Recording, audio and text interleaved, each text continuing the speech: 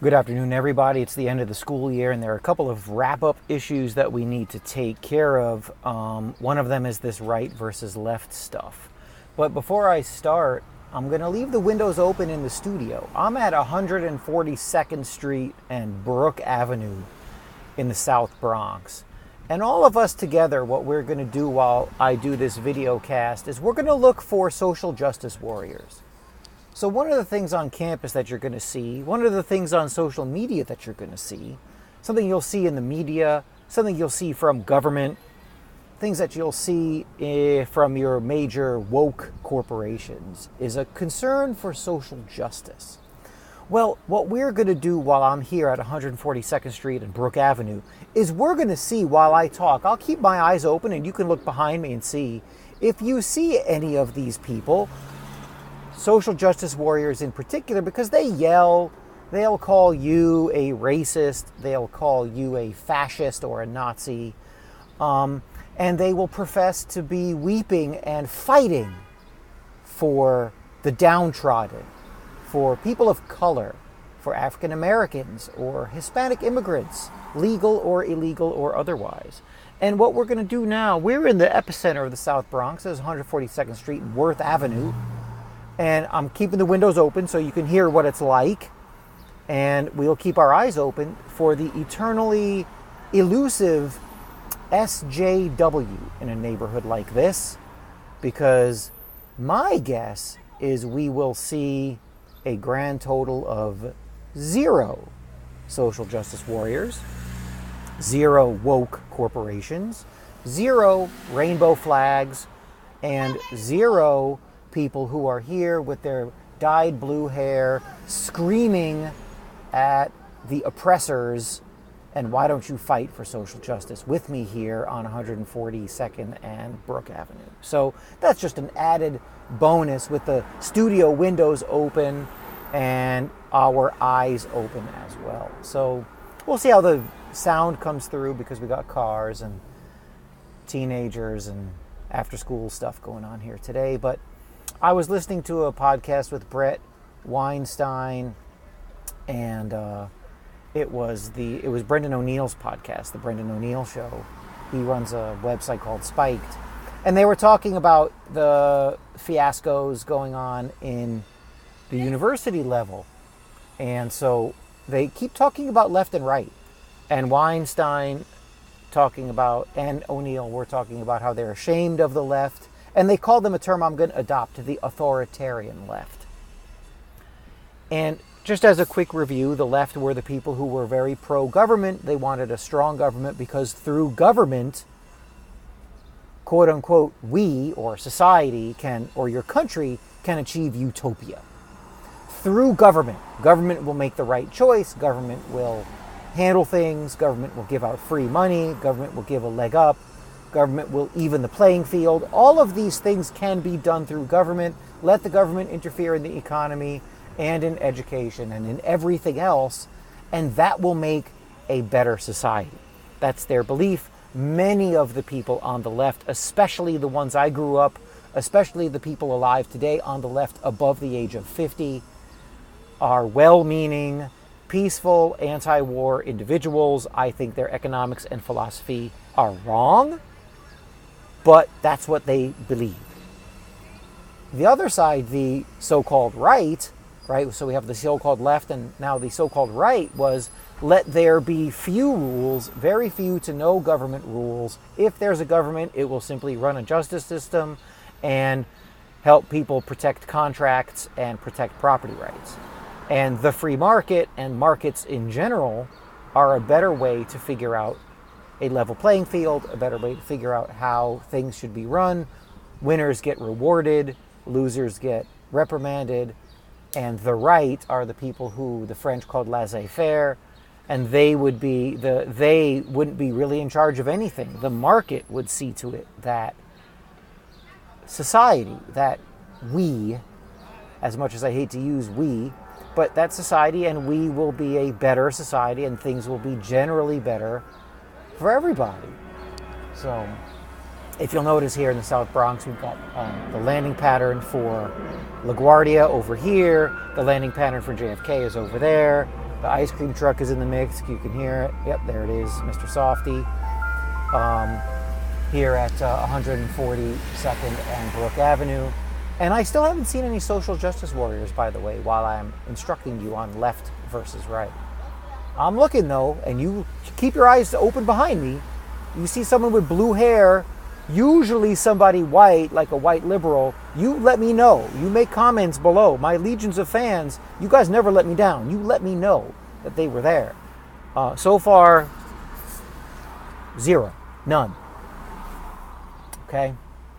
So, anyway, so this left versus right thing, I think, has seen its last days. I really don't see, it's used all the time, left and right, but I really don't see the left or the right paradigm, the left or right dichotomy, whatever fancy word you want to use, divide.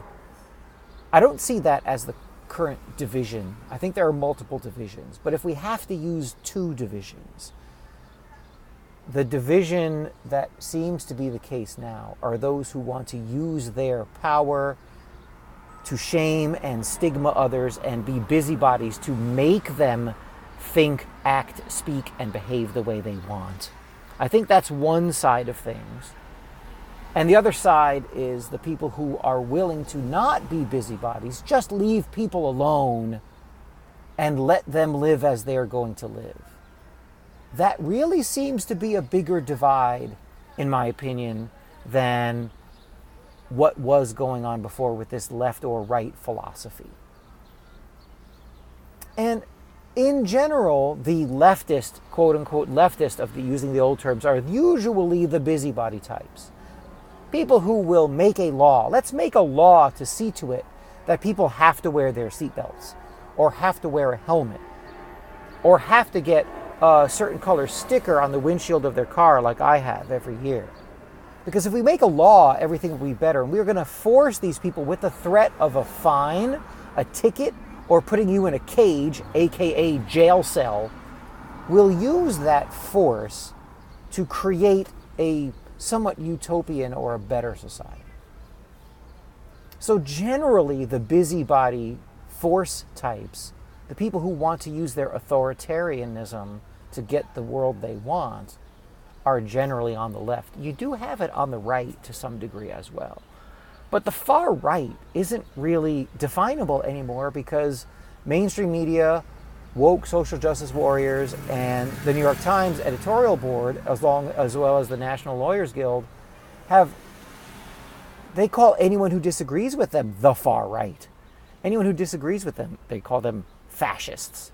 So it's hard to even track down or give you an example of the so-called quote-unquote far right because they've ruined the term. So this authoritarian side of things is, as Brendan O'Neill and Brett Weinstein were talking about, the authoritarian left is a good way for you as a young person, as a someone in the teens and maybe early 20s, a way to figure out what position you're in, jockeying where you want to be or how you want to maybe label yourself.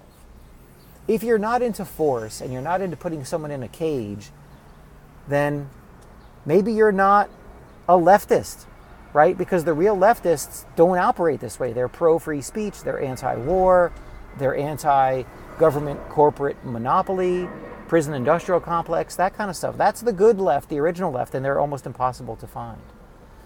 The free marketer, libertarian kind of right-leaning types, they're out there too, but they're too as well hard to find. The Austrian economics, Mises.org libertarians, the Ron Paul followers.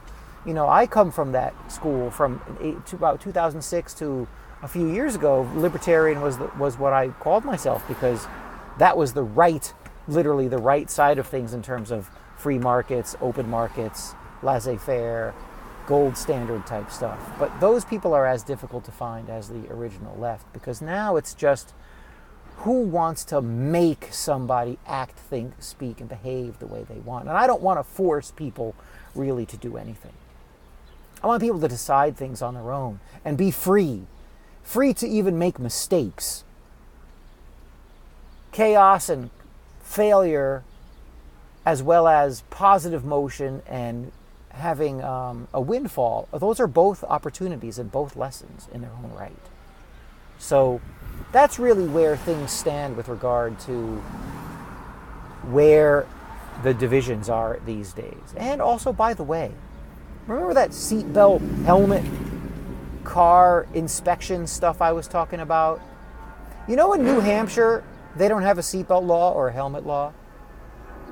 Do you know also in New Hampshire that there are very few gun laws? In theory, it should be a chaotic bloodbath with regard to vehicles and guns. There should be blood running down the streets in New Hampshire. And yet, it's not the case. You know, in Florida, you don't have to get your car inspected every year. They just don't have it. You register your vehicle with the state and that's it. In theory, well, people won't check their brakes and people will die. And unless we pass a law, the roads won't be safe. Really? Then where's the record of car accidents and mangled steel and flesh in Florida? Can you explain that? If we need those laws to keep us safe and alive, then how can you explain Florida and New Hampshire? I don't see it, especially with the gun issue. I don't get it. So what you'll find out is the authoritarians really aren't necessarily worried about having a safe, productive area. They just want to tell you what to do. They want to tell you what to think. Actually, I'm going to rephrase. They want to make you think the way they want you to think, make you behave the way they want you to behave, and make you speak the way they want you to speak. That's really that division. I don't see the other way. I don't see it, this right-left stuff anymore. I don't think I'm wrong on this one.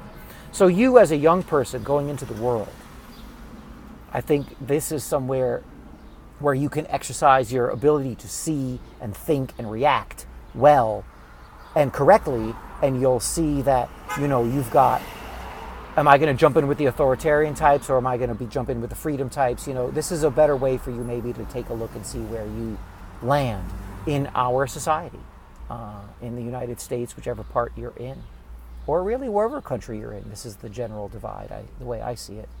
So anyway, before we go, I'm going to take one last look, looking up Brook Avenue. I'll look north and south.